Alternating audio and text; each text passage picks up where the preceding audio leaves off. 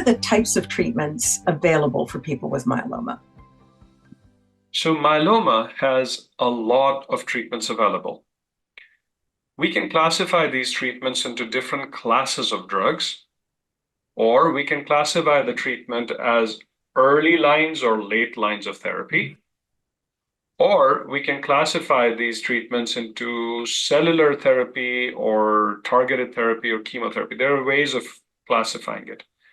What I would suggest is we should think about classes of drugs. We have something called proteasome inhibitors. That class has 3 drugs FDA approved. We have something called immunomodulatory drugs. That class has 3 drugs also approved, but generally we use 2. Then there are something called monoclonal antibodies. There are 3 drugs approved there as well. There are cellular therapies or CAR T cell therapy. There are 2 of them approved. There is also a stem cell transplant that is used as a part of treatment sometimes, but is different from CAR T. Then there are other immunotherapies, something called T cell engagers, in which also there are 3 drugs approved. In fact, as I'm saying to you, I'm trying to think, yeah, wow, every class has 3 drugs. So that's weird. But, and then there are some other classes of drugs. There is something called exportin inhibitors. There is a drug there. All said and done, there are these different classes of drugs. There are some guiding principles for myeloma treatment.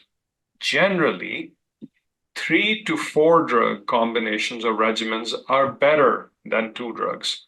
So a patient should be in the initial therapy or later lines also, preferably be getting a 3-drug combo. And I forgot to mention steroids, which are an important part of every regimen in myeloma, almost every regimen. So 3 drugs or 4 drugs are better than 2. That's important to keep in mind. Longer durations of treatment are generally considered better. We should not tinker with the regimen's recipe too soon, as long as the patient is tolerating for a longer duration before making any major changes like maintenance. Generally, maintenance in myeloma is not a response assessed thing like, oh, you have responded in 2 months, we should go to maintenance. Generally, in myeloma, maintenance transition is a time-dependent thing. Okay, you had 6 or 9 months or 12 months, we can go to maintenance, sort of a thing. So even if somebody has responded, they may need the same treatment for a longer period of time to keep the disease quiet. Yeah. And so I think these are the different categories of drugs. We pick and choose from different categories to combine and make a regimen. The CAR T cell therapy, the 2 CAR Ts that are approved, or the 3 T cell engagers that are approved, they are all currently used as single agents. They are not combined with anything, not even with steroids. I see. How do clinical trials fit into a treatment plan? Okay, that's an extremely important question. And you're asking it from a person in my clinic. About 2/3 of the patients who are on treatment at any given time are on clinical trials. So I am very, very heavily, I shouldn't say biased, but a proponent of clinical trials.